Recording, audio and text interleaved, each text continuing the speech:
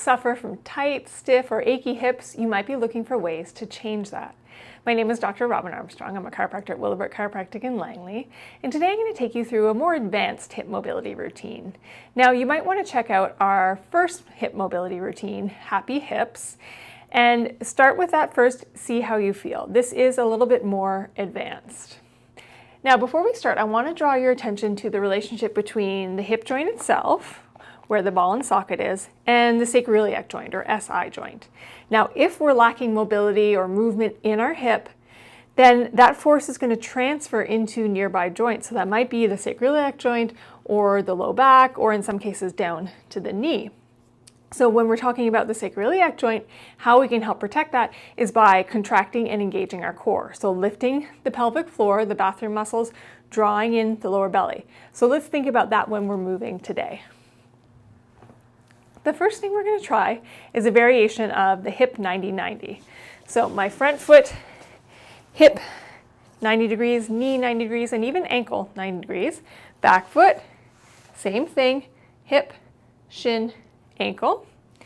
We're going to sit up nice and tall, and I'm going to fold forward towards my front hip. So this is working on the external rotation of my front hip. We're going to release, and then I'm going to repeat. So it's slow, gentle pulses, holding for about 3 seconds. If you prefer, you can do a more extended hold for about 30 seconds. Otherwise, I would repeat that about 5 times. Next, we're going to focus on the back hip. So we want to stretch and open the hip flexors and the quad. So we're going to lean back behind us, and we're going to shift or push the pelvis forward a little bit so we can feel an opening through the quad, and then release and repeat. Or again, if you like, you can hold it for 30 seconds.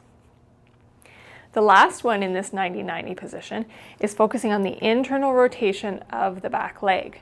So we're going to pin the knee to the ground, we're going to engage our core, and we're going to lift our back foot or heel up off the ground. So I'm just going to use my hand to exaggerate it for a moment.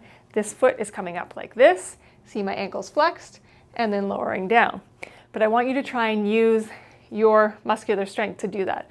So you're internally rotating the hip, lifting the foot up. You can see it comes off the floor a lot less than if I were to use my hand.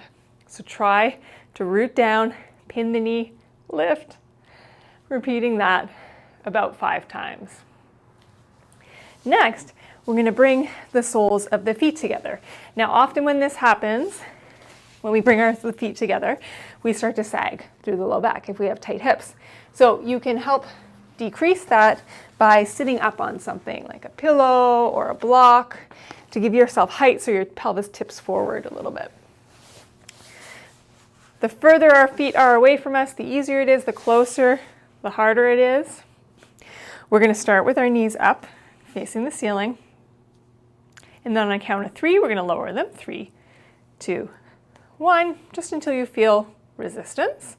And then slower, count of 5, we're going to raise them back up. 5, 4, 3, 2, 1. And lower, 3, 2, 1.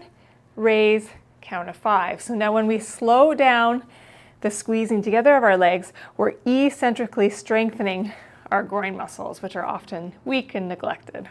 And this can help with the movement and the health of our hips. The last one we're going to try is a Carr's variation, controlled articular rotations, in the quadruped position, all 4s. So, hands are underneath our shoulders, knees underneath our hips, both feet, toes tucked under, and our ankles are going to stay flexed. Now with this, you do really want to engage the core, and you're going to move very controlled. So I'm going to pick up my left leg here.